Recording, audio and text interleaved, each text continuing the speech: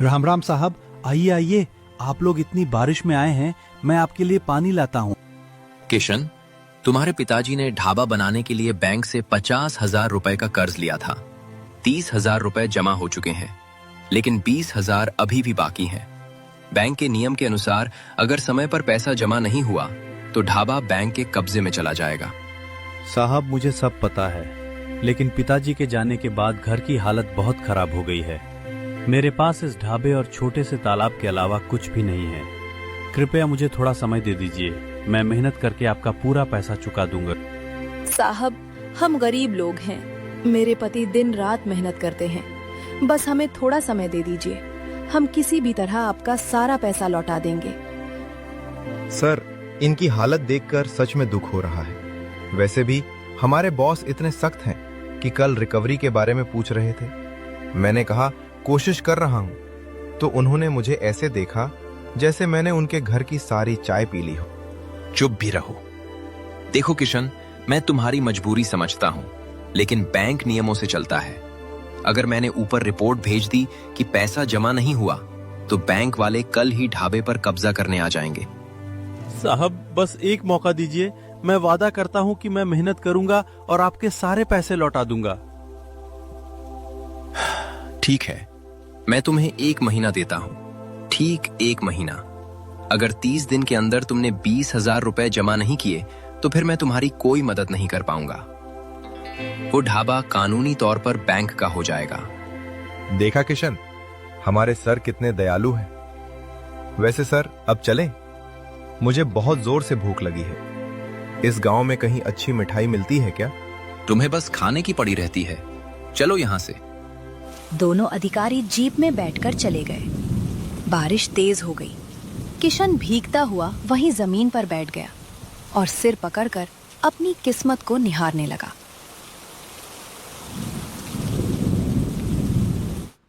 देखा आपने, आज तो बात टल गई, लेकिन 1 महीने बाद क्या होगा? ये बारिश का मौसम है, ढाबे पर वैसे भी कोई ग्राहक नहीं आता। पिताजी ने कर्ज लेकर बहुत बड़ी गलती की थी। तुम पिताजी के बारे में ऐसा कैसे कह सकती हो? उन्होंने वो कर्ज हमारे भविष्य के लिए लिया था। वो चाहते थे कि हमारे पास अपना एक काम हो ताकि हमें किसी के आगे हाथ न फैलाना पड़े। उन्होंने अपनी पूरी जिंदगी हमारी खुशियों के लिए लगा दी। खुशियाँ? कौन सी खुशियाँ? 20,000 रुपए कोई छोटी रकम नहीं होती। हमारे पास है ही क्या? ये पुराना ढाबा जिसकी छत से बारिश का पानी टपकता रहता है और एक तालाब जिसमें सिर्फ मेंढक टर्राते हैं। हम इन पैसों का इंतजाम कैसे करेंगे? क्या हम अपना तालाब बेच दें? बिल्कुल नहीं। वो तालाब हमारी आखिरी निशानी है। उसे बेचना मतलब अपनी जड़ें काटना होगा। मैं उसे कभी नहीं बेचूंगा। अरे वाह, जड़ें बचानी है, लेकिन सिर पर छत चाहिए या नहीं? बातें तो बड़ी बड़ी करते हो, लेकिन खाना बनाते समय नमक तक सही नहीं डाल पाते। पिछली बार की दाल याद है? बिल्कुल समुद्र के पानी जैसी थी। अरे वो तो एक छोटी सी गलती थी। स्कूल के दिनों में मेरी बनाई चीजें खाने के लिए पूरी क्लास लाइन लगाती थी। मास्टर जी भी मेरी खूब तारीफ करते थे। बस एक मौका मिल जाए फिर देखना। हल्की हल्की बारिश थम चुकी थी। किशन तालाब के किनारे खड़ा है और पानी में तैरती मछलियों और केकड़ों को देख रहा है। वह सोच में डूबा है। तभी उसे सड़क के दूसरी तरफ 2 बड़े और आलीशान ढाबे दिखाई देते हैं। एक धनराज ढाबा और दूसरा लालचंद ढाबा। लोग वहां की मशहूर मछली करी और चिकन बिरयानी का आनंद ले रहे हैं। धनराज और लालचंद ने पूरे बाजार पर कब्जा कर रखा है। वे मछली और चिकन बेचते हैं और लोग वही खाते हैं। अगर मैं भी वही बेचूंगा तो कोई मेरे पास क्यों आएगा? मुझे कुछ ऐसा करना होगा जो इस पूरे जिले में किसी ने न किया हो। वह नीचे झुककर तालाब के किनारे एक बड़े केकड़े को देखता है। अचानक किशन की आंखों में एक चमक आती है। मिल गया आइडिया। यह तालाब में ढेर सारे झींगे और केकड़े हैं। गांव में कोई भी इनका पकौड़ा नहीं बेचता। लोग मछली तो खाते हैं, लेकिन झींगे और केकड़े के पकौड़े, ये तो एकदम नया होगा। किशन दौड़कर घर जाता है। सुनो, मुझे पता चल गया कि हमें क्या करना है। हम अपने ढाबे पर झींगे और केकड़े के पकौड़े बेचेंगे। क्या? केकड़े? छी, वो डरावने जीव जिनके बड़े बड़े पंजे होते हैं। मुझे तो उन्हें देखने से ही डर लगता है। वे काटते हैं। आप पागल हो गए हैं क्या? अरे पगली, वो जीवित केकड़े काटते हैं, तले हुए पकौड़े नहीं। जब हम उन्हें मसालों में लपेटकर गरम तेल में तलेंगे तो वे इतने कुरकुरे और स्वादिष्ट हो जाएंगे कि तुम खुद मांग कर खाओगी। ये बिजनेस हमें रातों रात अमीर बना देगा। मुझे तो अब भी डर लग रहा है, लेकिन अगर आपको लगता है कि ये चलेगा तो ठीक है। पर याद रहे, अगर किसी ग्राहक को केकड़े ने काट लिया तो मैं कह दूंगी कि मैं आपको जानती ही नहीं। चिंता मत करो, मैं पकौड़ों के साथ एक चेतावनी भी लिख दूंगा। सावधानी, पकौड़े इतने स्वादिष्ट हैं कि वे आपके दिल को काट सकते हैं। हे भगवान, अब मुझे घर में केकड़ों के साथ रहना पड़ेगा। कल को कोई केकड़ा भागकर बिस्तर के नीचे घुस गया तो? अरे नहीं भागेगा, और अगर भागा भी तो मैं उसे पकड़ लूंगा। तुम बस चिल्लाना मत, नहीं तो पूरा गांव जमा हो जाएगा। अगले दिन हल्की हल्की बारिश हो रही थी। किशन ने अपने पुराने ढाबे को अच्छी तरह साफ किया। कड़ाहे में गरम तेल खौल रहा था और मसालों की खुशबू चारों ओर फैल रही थी। ढाबे के बाहर एक बोर्ड लगा था, किशन का झींगा पकौड़ा ढाबा। बारिश के बावजूद गांव के लोग उत्सुकता से वहां इकट्ठा होने लगे। अरे भाई, ये क्या चीज है? केकड़े के पकौड़े? क्या ये सच में खाने लायक होते हैं या ये हमें अस्पताल पहुंचाने की साजिश है? अरे काका, आप भी कितने डरपोक हैं। नया प्रयोग करना चाहिए, लेकिन मुझे डर है कि कहीं ये केकड़ा पेट के अंदर जाकर हमें अंदर से ना काटने लगे। आइए आइए काका, आइए चाचा, डरिए मत। ये केकड़े अब बहुत शांत हो चुके हैं। मैंने इन्हें इतने मसालों से नहलाया है कि अब इनमें काटने की ताकत नहीं, सिर्फ स्वाद देने की क्षमता बची है। एक बार चक्कर देखिए। भाई, ये सच में नहीं काटेगा ना? मुझे बचपन में एक बार केकड़े ने उंगली दबा ली थी, मैं 3 दिन तक रोया था। अरे भाई साहब, ये पकौड़ा है, कोई जंगली जानवर नहीं। आप बस इसे चटनी के साथ खाइए और देखिए कैसे आपका मूड बदल जाता है। किशन गरम गरम सुनहरे रंग के पकौड़े प्लेट में सजाकर लाता है। ऊपर से बारीक कटा हरा धनिया और नींबू छिड़का हुआ है, साथ में तीखी हरी चटनी है। लोग धीरे धीरे चखना शुरू करते हैं। जैसे ही पहला टुकड़ा उनके मुंह में जाता है, सबके चेहरे के भाव बदल जाते हैं। वाह, क्या स्वाद है! ऐसा लग रहा है जैसे मुंह में स्वाद का विस्फोट हो गया हो। किशन बेटा, तूने तो कमाल कर दिया। मुझे तो यकीन ही नहीं हो रहा कि केकड़ा इतना स्वादिष्ट हो सकता है। अरे, ये तो सच में लाजवाब है। किशन, जरा एक प्लेट और लाना, और हाँ, चटनी थोड़ी और ज्यादा देना, कंजूसी मत करना। बारिश तेज होती गई, लेकिन ग्राहकों की भीड़ भी बढ़ती गई। देखते ही देखते पूरा ढाबा भर गया। किशन तेजी से पकौड़े परोसने लगे और चेहरों पर खुशी साफ दिखाई दे रही थी। तभी किशन का बचपन का सबसे अच्छा दोस्त गुड्डू अपनी छोटी बहन के साथ ढाबे पर पहुंचा। दोनों को देखकर किशन खुशी से मुस्कुरा उठा। ओए किशन, मेरे भाई, क्या बात है! पूरे गांव में सिर्फ तेरे ढाबे की चर्चा हो रही है। मैंने सुना कि तूने कुछ ऐसा बनाया है जिसे खाकर लोग अपनी सुध बुध खो रहे हैं। अरे गुड्डू, तू कब आया? और तेरी छोटी बहन भी साथ है। देख कितनी बड़ी हो गई है। भैया, क्या मैं भी ये झींगे वाले पकौड़े खा सकती हूँ? मैंने पहले कभी नहीं देखे। क्यों नहीं खा सकती? बिल्कुल खाओ। और सुनो, अभी से अभ्यास कर लो। जब तुम्हारी शादी होगी तो अपने ससुराल वालों को ये पकौड़े बनाकर खिलाना। तुम्हारी सास खुश होकर कहेगी, वाह, ऐसी बहू मिली है जो हमें शाही पकौड़े खिलाती है। अरे भाई, तू अभी से इसकी शादी की बातें कर रहा है, लेकिन बात तो सच है। इसकी शादी अगले महीने तय हो गई है। लड़का पास के शहर से है, बहुत पढ़ा लिखा है। ये तो बहुत खुशी की बात है गुड्डू। देख, मैं वादा करता हूँ कि तुम्हारी बहन की शादी की दावत में मैं खुद अपनी सबसे खास रेसिपी बनाऊंगा। पूरा गांव देखेगा कि गुड्डू की बहन की शादी में क्या शानदार खाना था। सच में किशन भैया, आप बहुत अच्छे हैं। किशन, मुझे सच में गर्व है तुझ पर। तूने जिस तरह से हिम्मत दिखाई और इस पुराने ढाबे को फिर से खड़ा किया, मुझे पता है कि तू बहुत जल्द वह सारा कर्ज चुका देगा। शाम होते होते हल्की बारिश के बीच किशन के ढाबे की चर्चा पूरे गांव में फैल गई। ये खबर आखिरकार धनराज सेठ और लालचंद सेठ के कानों तक भी पहुंच गई। तभी उनका नौकर दौड़ता हुआ अंदर आए। सेठ जी, बड़ी खबर है। क्या हुआ रे? इतना हांफ क्यों रहा है? सेठ जी, किशन ने अपना ढाबा फिर से खोल दिया है और वहाँ झींगा और केकड़ा पकौड़ा बेच रहा है। पूरा गांव वहाँ जमा है। आपके ढाबे में तो आज एक भी ग्राहक नहीं आया। धनराज सेठ का चेहरा गुस्से से लाल हो गया। उन्होंने तुरंत लालचंद सेठ को फोन लगाया। लालचंद, सुना है किशन ने कुछ नया शुरू किया है। हमारे सारे ग्राहक वहां जा रहे हैं। लालचंद सेठ थोड़ी देर में हांफता हुआ धनराज के ढाबे पर पहुंचा। धनराज भाई, वो किशन का लौंडा हमसे आगे निकल गया। हमने बरसों की मेहनत से ये ढाबे बनाए और वो 1 महीने में हमें टक्कर दे रहा है। हमारे ढाबे पर भीड़ कम क्यों हो गई है? लोग अब हमारी मछली करी की जगह उस मामूली किशन के केकड़े के पकौड़े खाने जा रहे हैं। क्या हम इतने बेकार हो गए हैं? किशन ने कुछ नया शुरू किया है, झींगे और केकड़े के पकौड़े। लोग कहते हैं कि उसका स्वाद बहुत अनोखा है। मैंने भी सुना है कि वो बहुत कम दाम में बेच रहा है। कम दाम, स्वाद, ये सब बकवास है। वो एक मामूली लड़का है। उसकी हिम्मत कैसे हुई हमारे बिजनेस को चुनौती देने की? मैं इस गांव का सबसे बड़ा सेठ हूं और मैं किसी छोटे दुकानदार को अपने सिर पर नहीं बैठने दूंगा। तो क्या हम भी केकड़े के पकौड़े बनाना शुरू कर दें?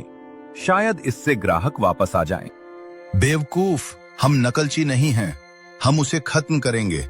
अगर वो पकौड़े बेचकर मशहूर हो रहा है तो हम उसके बिजनेस की जड़ ही काट देंगे। धनराज भाई, वो तो बहुत ईमानदार लड़का है। गांव वाले उसे पसंद करते हैं। अगर हमने कुछ गलत किया और पकड़े गए तो? पकड़े कैसे जाएंगे? हम सीधे हमला नहीं करेंगे, हम दिमाग से काम लेंगे। बस देखते जाओ, वो किशन अपने ढाबे के साथ साथ अपनी सारी उम्मीदें भी खो देगा। चलो खुद जाकर देखते हैं, आखिर उसमें ऐसा क्या है जो हमारे पास नहीं है।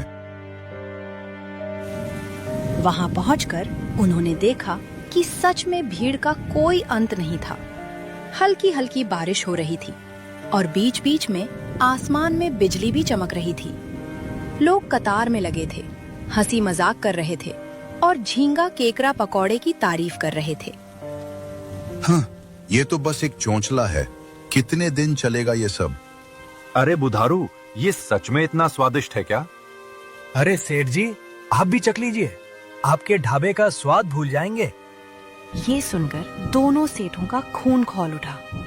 बाहर तेज बारिश हो रही थी और आसमान में बिजली लगातार चमक रही थी। वे बिना कुछ खाए बस कड़ाही और पूरे ढाबे का मुआयना करते हुए गुस्से में वापस चल पड़े। सरपंच एक चालाक और लालची आदमी है। वह बाहर से बहुत ईमानदार दिखता है, लेकिन अंदर से पूरी तरह भ्रष्ट है। धनराज और लालचंद उसके पास आते हैं।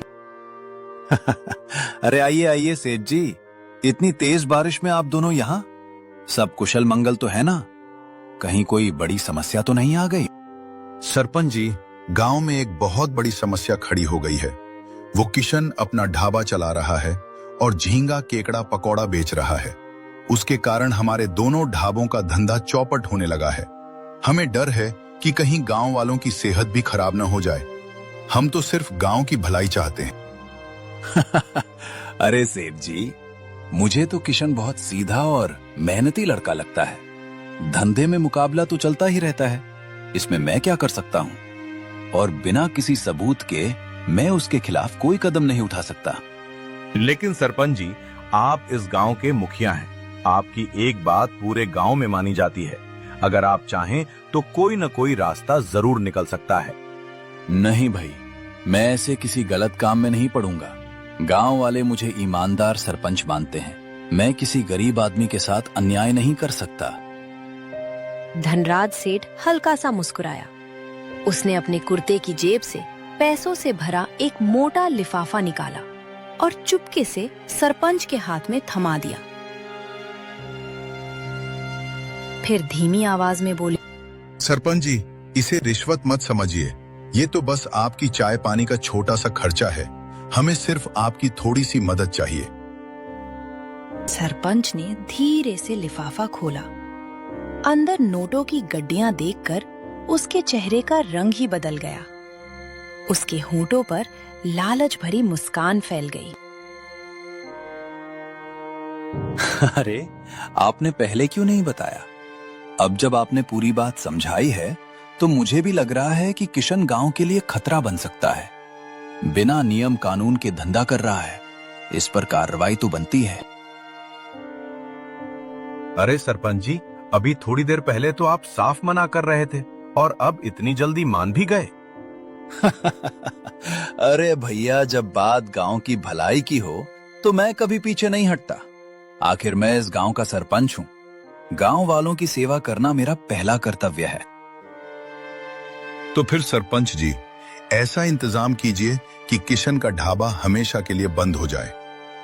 आप दोनों बिल्कुल चिंता मत कीजिए। मैं ऐसा खेल खेलूंगा कि किसी को मुझ पर शक भी नहीं होगा और किशन का धंधा भी पूरी तरह बर्बाद हो जाएगा।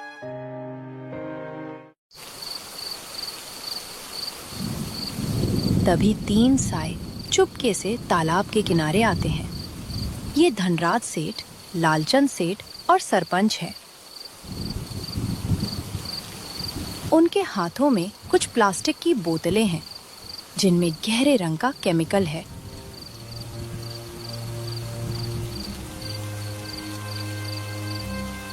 जल्दी करो, इधर उधर अच्छी तरह देख लो। अगर किसी ने हमें देख लिया तो सारी योजना यहीं खत्म हो जाएगी। चिंता मत करो सरपंच जी, ये केमिकल पानी में मिलते ही सारे झींगे और केकड़े मर जाएंगे। कल सुबह किशन इन्हीं से पकौड़े और करी बनाएगा। जो भी उन्हें खाएगा उसकी तबीयत बिगड़ जाएगी। फिर पूरा गांव उसी को दोष देगा। लेकिन अगर किसी को पता चल गया कि ये सब हमने किया है तो? अरे डरपोक, जब तक लोग सच समझेंगे तब तक किशन का ढाबा हमेशा के लिए बंद हो चुका होगा। जैसे ही वे केमिकल पानी में डाल रहे होते हैं, पास की झाड़ियों में छिपा गुड्डू ये सब देख लेता है। वह डर के मारे कांप रहा है।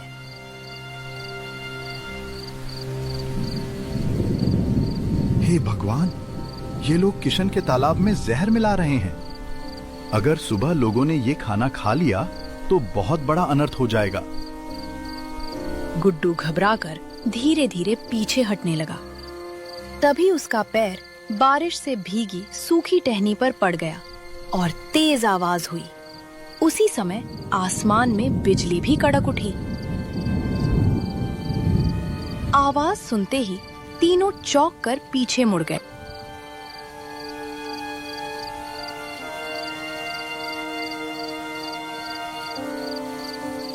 कौन है वहां? बाहर निकल, वरना अच्छा नहीं होगा। डर के मारे गुड्डू धीरे धीरे झाड़ियों से बाहर आ गया। उसके चेहरे पर खौफ साफ दिखाई दे रहा था।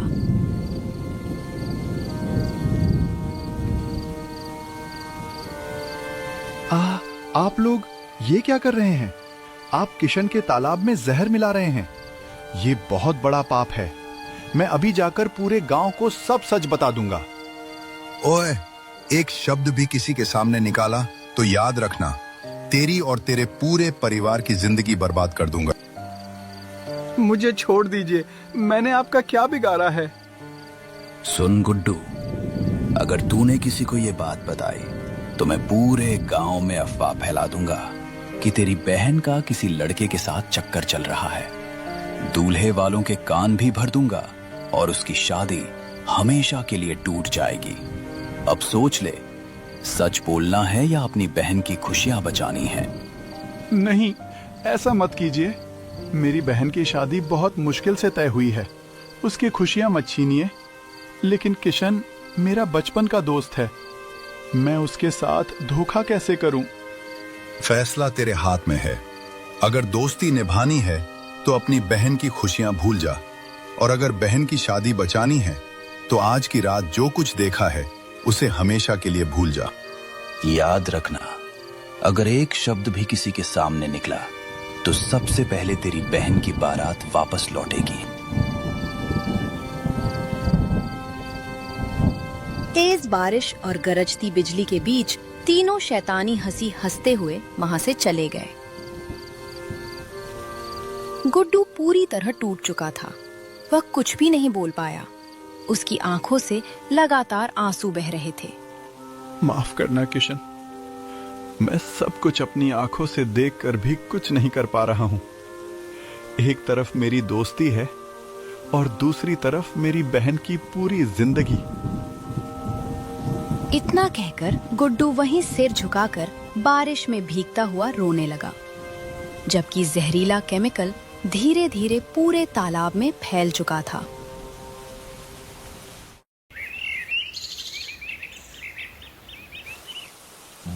बारिश के बावजूद ढाबे पर ग्राहकों की भीड़ जमा हो गई। बूढ़ा काका, चाचा और कई अन्य लोग आते हैं। किशन सबको बड़े प्यार से पकौड़े परोसता है। किशन, आज तो स्वाद और भी गहरा है। क्या कुछ नया डाला है? हाँ काका, आज मैंने थोड़ा खास मसाला डाला है। लेकिन धीरे धीरे माहौल बदलने लगता है। आधे घंटे बाद अचानक बूढ़ा काका अपना पेट पकड़कर कराहने लगते हैं। मेरा पेट में बहुत तेज मरोड़ उठ रही है। ऐसा लग रहा है जैसे अंदर कोई आग जल रही हो। मुझे चक्कर आ रहे हैं। किशन, तुमने खाने में क्या मिलाया है? मेरा पूरा शरीर कांप रहा है। देखते ही देखते ढाबे पर मौजूद लगभग सभी ग्राहकों की तबीयत खराब होने लगती है। धोखेबाज, तूने हमें जहर खिलाया है। तूने ज्यादा मुनाफे के चक्कर में सड़े हुए केकड़े इस्तेमाल किए हैं। किशन ने हमें बीमार कर दिया। इसे पकड़ो, इसे सजा मिलनी चाहिए। नहीं नहीं, ऐसा नहीं हो सकता। मैंने सब कुछ ताज़ा इस्तेमाल किया है। मैं आप लोगों को कभी नुकसान नहीं पहुंचाऊंगा। तभी किशन खुद भी एक पकौड़ा खाता है ताकि वह साबित कर सके कि खाना ठीक है। कुछ ही मिनटों बाद किशन का चेहरा पीला पड़ जाता है। लोग किशन को कोसते हुए वहां से चले जाते हैं। बाहर बारिश लगातार होती रही। ढाबे पर सन्नाटा छा जाता है। गुड्डू बिस्तर पर लेटा है, लेकिन उसकी आंखों में नींद नहीं है। वो छत को घूर रहा है। उसे किशन का वह चेहरा याद आ रहा है जब वह दर्द से तड़प रहा था। मैं कितना स्वार्थी निकला। किशन ने हमेशा मेरा साथ दिया, लेकिन मैं उसकी मदद नहीं कर सका। सिर्फ बहन की शादी के डर से चुप रहा। लेकिन अब और नहीं। सच छिपाना भी गलत है। अब मैं सबको सच्चाई बताऊंगा। तभी उसकी बहन कमरे में आती है। वह गुड्डू की हालत देख लेती है। भैया, आप सोए नहीं? आप बहुत परेशान दिख रहे हैं। क्या बात है? मुझे माफ कर दे छोटी। मैं एक बहुत बड़ा पापी हूँ। किशन आज जिस मुसीबत में है उसका कारण मैं हूँ। मैंने उन तीनों को तालाब में जहर मिलाते देखा था, लेकिन मैं डर गया। मैंने सोचा कि अगर मैं बताऊंगा तो तेरी शादी टूट जाएगी। क्या ये सब धनराज और सरपंच ने किया? भैया, आप ये क्या कह रहे हैं? हाँ, उन्होंने मुझे धमकी दी थी, लेकिन अब मैं और चुप नहीं रह सकता। मुझे किशन की मदद करनी होगी। भैया, मेरी शादी से ज्यादा जरूरी सच्चाई है। अगर ये रिश्ता सच सुनकर टूट जाता है तो ऐसा रिश्ता हमें नहीं चाहिए। सच बोलना सबसे बड़ा धर्म है। आप बिना डरे जाइए। पुलिस को सब सच बता दीजिए। मैं हमेशा आपके साथ हूँ। बारिश लगातार हो रही थी। गांव के चौराहे पर लोगों की भारी भीड़ जमा थी। किशन, जो जहरीला खाना खाने की वजह से अभी भी कमजोर था, जैसे ही उसकी नजर पुलिस की जीप पर पड़ी, उसका दिल घबराहट से बैठ गया। गांव वालों, मुझे एक गंभीर शिकायत मिली है। मुझे सच्चाई का पता लगाना है, इसलिए सरपंच, धनराज सेठ और लालचंद सेठ को यहाँ बुलाया जाए। कुछ ही मिनटों में तीनों वहां पहुंचे। उनके चेहरों पर हल्की घबराहट थी, लेकिन वो उसे छुपाने की कोशिश कर रहे थे।